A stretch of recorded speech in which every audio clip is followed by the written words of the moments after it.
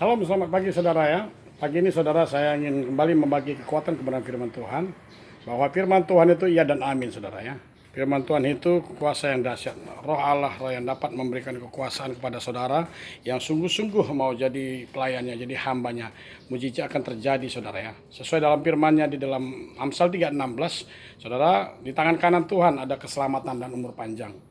Dan di tangan kiri Tuhan ada kekayaan dan kehormatan. Kalau saudara betul-betul melayani Tuhan dengan cara tangan kanan Tuhan, tidak mengambil keuntungan, tidak mencari kekayaan duniawi, tidak berbohong, saudara sungguh-sungguh hidup dengan sederhana, hidup dengan rendah hati, dekat dengan Tuhan, tidak berpoya-poya, maka saudara akan dipercayakan kuasa ke tangan kanan Tuhan saudara. Seperti Nabi Elia, Elisa maupun Paulus. Tapi kalau saudara sudah ambil tangan kiri Tuhan, apa yang saudara lakukan selama ini, saudara sudah membohongi jemaat saudara, membohongi seluruh umat manusia. Saudara mengadakan demonstrasi, mujizat kuasa Allah, apa segala festival kuasa Allah, itu kesembuhan di mimbar, di lapangan, di KKR, bahkan sampai keluarga itu saudara berbohong besar saudara. Kenapa saudara mesti jauh-jauh ke luar negeri? Kalau di negara saudara banyak yang mengalami sakit. Nah, saat ini saudara hadir di rumah sakit persahabatan. Ya, saudara, kalau saudara betul-betul percaya Tuhan kuasa penyembuhan, kuasa keselamatan saudara ya, saudara tidak perlu jauh-jauh ke luar negeri. Kenapa saudara sekarang berdiam diri? Saudara pada ngumpat ya, khususnya hamba-hamba Tuhan yang menganggap dirinya hamba Tuhan. Ya, yang selalu berkuar-kuar di mimbar di YouTube. Ya, saudara tampil sekarang seperti Philip Mantopa, Gare Lumoindong, Esra Soru, ya semua, Yakub Nahuai, Jesaya Pariaji, Pendeta Stephen Tong, Pendeta Risuli Rubis, ya semua, Gilbert Lumoindong, Alex Abraham, Timotius Saripin. Anda menganggap sebagai pendeta besar, apanya yang besar? Kalau saudara memiliki iman sebesar biji sesawi saja dikatakan, maka kau akan bisa memindahkan gunung kesusahan. Nah ini saatnya, saudara bersama-sama berangkat bersama dengan saya tantang, saya ajak saudara bersama-sama kita berangkat ke rumah sakit persahabatan di mana pasien COVID-19 diisolasi ya.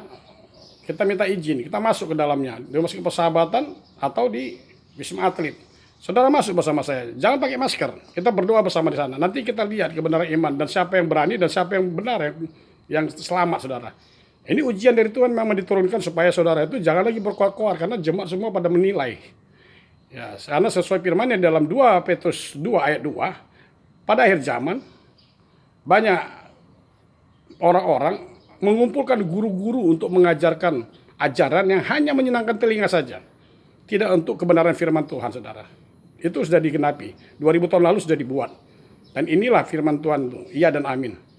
Dan dikatakan juga di dalam Matius bahwa pada akhir zaman banyak nabi-nabi palsu yang hanya untuk mencari keuntungan, menjual-jual nama Tuhan, cuy Yesus, jual nama Tuhan Yesus, berdagang firman Tuhan, tetapi imannya tidak ada. Kalau saudara mau benar-benar datang bersama dengan saya ke rumah sakit persahabatan, bersama pendeta lain yang merasa berkuasa, merasa besar di dunia ini, kita sama-sama datang, tanpa pakai masker, kita masuk berdua di dalam, ataupun di halamannya saja kalau Anda tidak berani masuk. Nanti akan kelihatan, iman itu tidak berkoar-koar, iman itu perlu pembuktian. Nah, saudara sudah kadung berkoar-koar di depan jemaat saudara, saudara harus buktikan. Kalau enggak, saudara itu dinilai sama jemaat saudara. Mulai saat ini saudara dinilai. Mau ngomong apapun saudara di mimbar itu bohong semua. Saya tahun 99 selesai sekolah teologi saudara di Surabaya. Dan saya tahu apa arah firman Tuhan. Maka semakin saya dekat dengan Tuhan, saya semakin takut dengan Tuhan itu sendiri.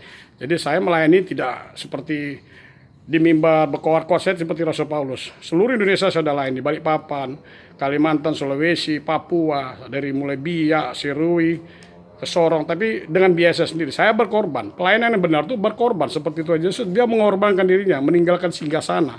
Dia tinggalkan singgasananya yang sungguh mulia itu di sorga. Dia turun ke bumi, lahir kandang domba dan mati di salib. Jadi saudara, kalau betul, saya saudara datang dan berkorban bersama-sama ke rumah sakit Persahabatan Jakarta.